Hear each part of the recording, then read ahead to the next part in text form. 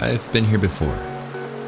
I've hiked this same trail with these same trekking poles, same dry pants and same backpack. Many things have changed through the years. Cameras, lenses, and film holders may have come and gone, but my love for the Narrows and Zion remains the same. The enduring virgin river that carved these sheer walls has taught me to be patient, to arrive ahead of the light, and to grow more confident in my own work. This river and these walls have witnessed more mistakes than I care to admit, but it's through those mistakes that I've grown as a photographer. It was here that I learned about exposure, about composition, and that you'll never regret giving color negative film an extra stop or 3 of light. And yet I've not ventured into this canyon for the past 5 years. It's with that in mind that I returned to the Narrows on the 8th day of my trip. My goal is to expose some film on one of my favorite scenes in the Narrows, a scene I underexposed in previous years. Over 100 people filed by as I made my exposures that morning, but the length of my shutter speed guaranteed that no one would appear in the final photo, just so long as it kept moving. As I've grown as a photographer, I've taken more interest in the lesser visited parts of the park. It's easier for me to work away from the crowds where it's just me, the camera, and the subject. And so it's fitting that after completing my hike that morning, I escaped the crowds and visited the wilder portion of the park. This is a side of Zion I appreciate so much more these days, though there'll always be a place in my heart for the Narrows.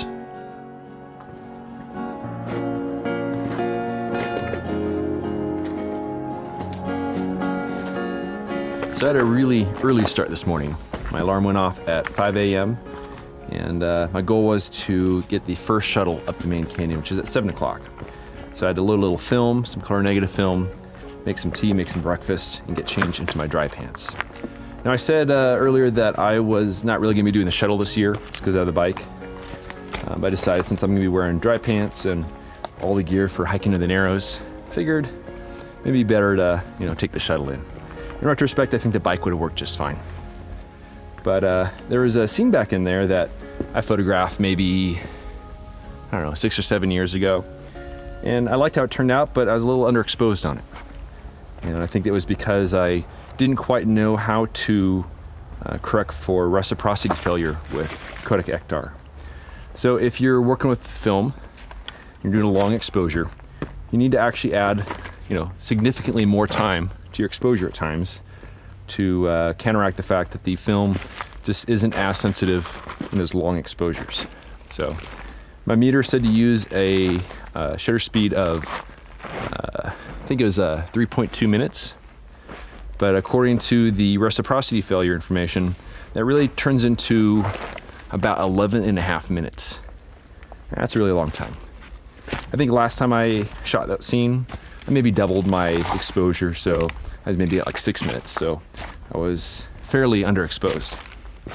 So I exposed 3 sheets of codec ECTAR and kind of different exposures just to kind of figure out how to do it. Because here's the thing, that scene, there's some really dark shadows, there's some really bright highlights.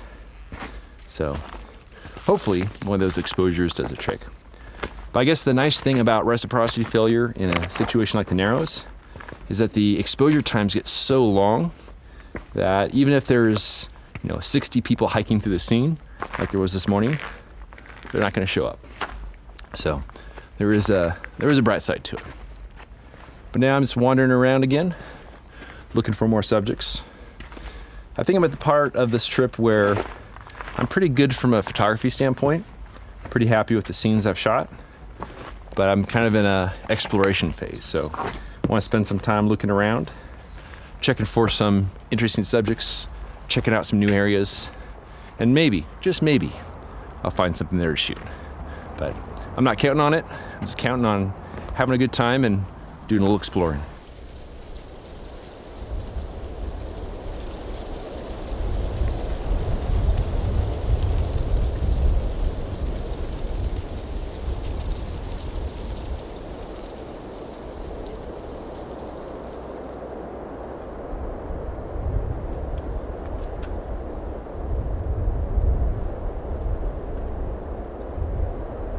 Well, good morning, everyone. It's another calm, quiet, and actually quite cold morning here in Zion.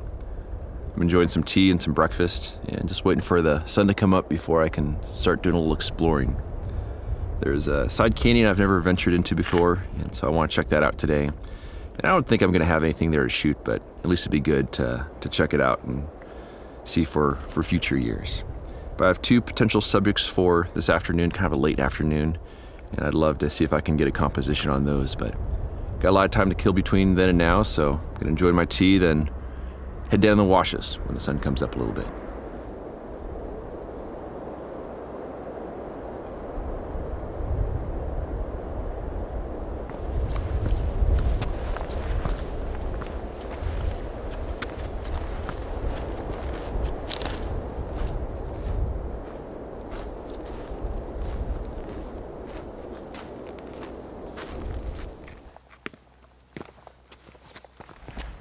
So I've been wandering for about a mile or so, and this is certainly an area that very few people ever visit. It's incredibly chaotic over here, and in some ways I really hope that I don't find a really good subject, because it would be a royal pain to haul my big pack back in here.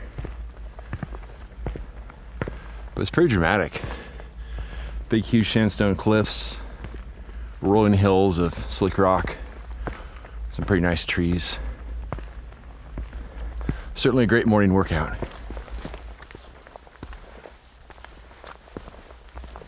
So this has turned out to be a pretty scenic little canyon. There's one pine tree that might make for a decent subject at some point, but not on this trip. But there's a side canyon up ahead that I'm really curious about. So the plan is to head over there. It might just be a chaotic mess, but it could be pretty decent. There's no more human footprints over here anymore, just some bighorn sheep that I saw on the way in.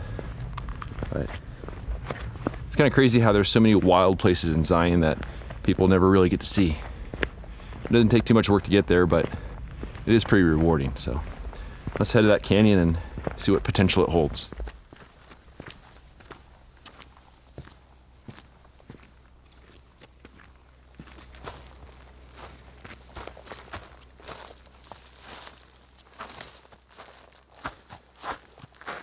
Well, this has turned into quite the little adventure. And I found a really, really cool pine tree. It's set up against some cliffs and there's some really nice reflected light on it. And it's different than anything I've ever really photographed here. But I don't think I'm gonna be photographing that on this trip. I think I'll save it for next year, because nothing in that scene is really gonna change, and quite frankly, I just don't really wanna haul my pack back in here on this trip. I'll save that for when I'm much more fresh on a trip. But I'm not too far away from the canyon up ahead, and let's go check it out.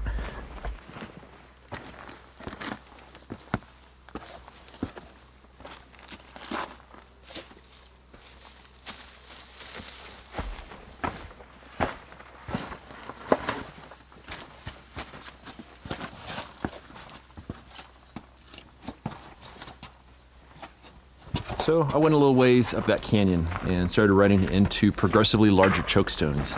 They're pretty small at first and pretty easy to scramble over.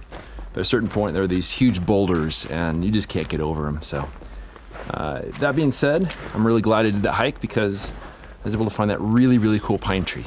And I'm debating whether I can go there tomorrow morning and photograph that.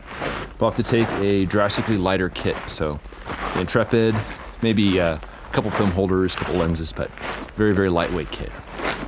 But after doing that hike, went back to my truck, went back to camp, made some lunch, got some gas, and came out again, and now I'm in search of my afternoon composition. So we'll see what I can find. I think I've got a pretty good subject selected. Conditions are great. It's a matter of trying to find a composition. So let's head over to that area. I exposed 2 sheets of film that afternoon on some twisted roots surrounded by fallen leaves. But in many ways, the photo was very forced. And I knew deep down that my work on this trip was done. I returned to camp that evening with a sense of satisfaction. I thought back to the day I arrived and how so much had changed over the course of those 9 days. The trees were so green on that very warm day when I set up camp, and then ventured into the washes with all the energy that a new adventure brings. Over the past 9 days, I witnessed the world around me transform in a way that no photo will ever do any justice. I thought about the trails I hiked, the areas I explored, and the various subjects I found along the way. I never quite know what to expect when heading on these trips, but one thing remains clear. There are no secrets to landscape photography. It takes time, it takes patience, and it takes a willingness to see where curiosity leads you. It's unclear if the footsteps we choose all lead to the same destination, or whether we chart our own path with every decision, every mistake, and every lesson learned. As our footsteps fade, the lessons remain, and we are all the better for it. I arrived in Zion with a list in hand of new places to explore. As each day passed, I crossed more and more locations off the list, including seldom visited side canyons and rolling hills of sandstone tucked away from view. The unusually dry conditions allowed access to areas I hadn't yet seen, and bringing the bicycle was a game changer. It allowed me to visit the main canyon on my own schedule and to see the canyon from an entirely new perspective. The weather was absolutely perfect, and the fall color was the best I've seen in years. Unlike last year's trip, I feel I made better use of the conditions. Rather than being intimidated by the beauty all around me, I approached this trip with a plan. I pushed myself to explore, to follow my curiosity, and to stop every now and then and be a better witness to the world around me. The truth is that we're surrounded by beauty in nature. Every rock, every blade of grass, every living thing. The ability to recognize that beauty is within us all, just so long as we choose to do so. Whether it's a majestic maple hidden in plain sight or a tree we've walked past countless times over the past decade, only to finally figure out how to photograph it. My goal with these videos is to tell the honest story of each trip. My success, my failure, and everything in between. It's easy to share only your best work, but without the lows, it's impossible to appreciate the highs. There are no shortcuts in photography. It's through hard work, dedication, and a love for both the craft and the environment itself that you'll be truly satisfied with your own work. Thanks so much for following along, and I look forward to sharing my next trip.